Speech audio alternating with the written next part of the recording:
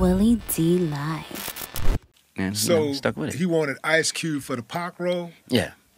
And how did Pac end up getting the role over Ice Cube?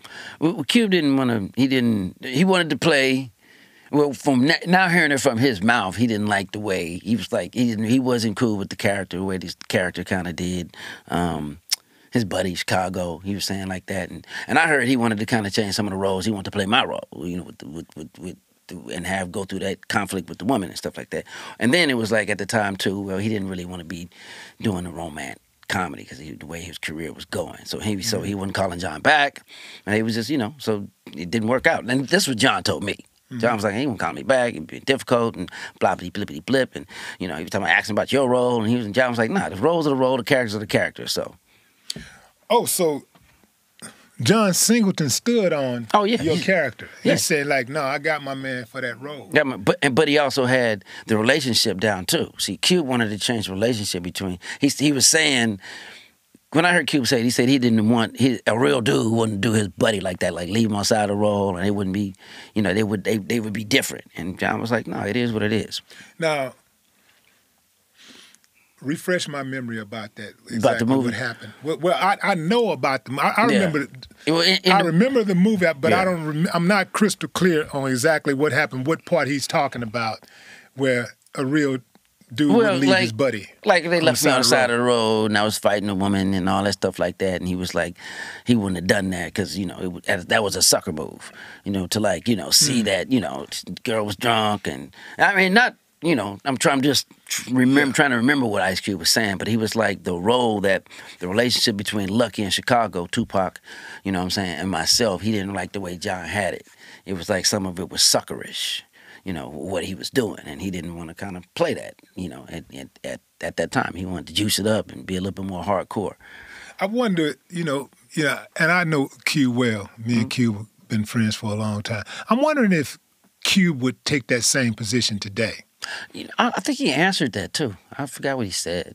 You know what I'm saying? I don't think he would, because I'm gonna tell you, like, I would leave his ass on the side of the road. Like, you know, like you boxing on a woman. Yeah. You know, I'm gonna leave you on I'll leave you on the side of the road. Wait a minute, but didn't he leave Janet on the side of the road? Who? I mean, the character. See that character as well. Left Tupac and left Janet on the side for a minute. But he didn't want to play that character. Exactly. He wanted to play your character. Or he just wanted to play that, or he wanted to play Lucky. He didn't want to get left on the side of the road. He wanted to play him a little, I think he said a little less suckerish, you know what I'm saying? Because remember he put Janet out, he put me out, you know what I'm saying? So I guess he had a little conflict with the character. And I put a woman out before, I mean, a couple times, you know. Like, but if that's not I wouldn't do it, but I wouldn't do it today, though, you know what I'm saying? Right. But then again, that was then. That was then. They were 20-something. You were 20-something, I didn't know no better, so I would have probably put her out back. Yeah, I would have put her out in the middle back then. It depended on how I felt. Especially if you want to get out. I remember when I was 18 years old, man, and I'm with my girl, man, and we were arguing about something. I don't even know what it was, and she was like, "Let me out." And we were on like this dark road in Fifth Ward. Right. It was dark, bro. We were like in the what do they call it? The factory district, you know, nothing but factories and stuff back here, like off of back in Fifth Ward. Right. And she was like, "Let me out." I was so mad at her, I just pulled over and I let her out. And I drove back to her house. Oh, wow. I drove back to her house, which was like maybe a 5-minute drive or something. So that means she had a good 20-minute walk. Right. She had probably a good 25-minute walk or something like that. In any event, when I pulled up, let me see, no, it wasn't even 5 minutes.